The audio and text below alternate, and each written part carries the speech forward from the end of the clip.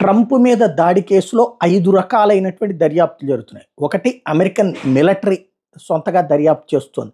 మరోవైపు secret service సంస్థ రెండో వైపున దర్యాప్తు చేస్తుంది. ఎఫ్బిఐ దర్యాప్తు చేస్తుంది.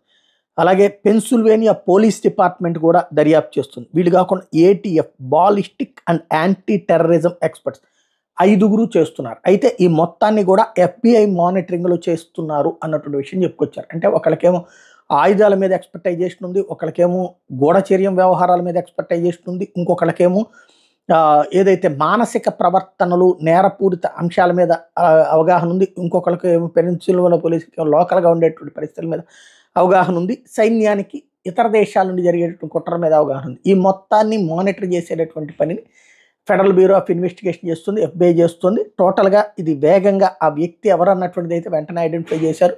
పెన్సిల్వేనియాకి సంబంధించినటువంటి క్రూక్ అనేటువంటి విషయం. ఇప్పుడు వాడి వెనకాల ఏం జరిగింది ఏంటి అన్నటువంటి విషయాన్ని హైలైట్ చేస్తున్నారు. ఇందులో ట్రంప్కి ఇతను ఓల్డ్ ఫ్రెండా, ఇది ట్రంప్ అంటే ఇతనికి బాగా అతను పోనీ అనుకోవడానికి అతను 20 ఏళ్ళలో అతను ట్రంప్ మీద ఎందుకు కక్ష పెట్టుకున్నాడు అన్నటువంటి విషయం ఇప్పుడు తేలాల్సి ఉంది.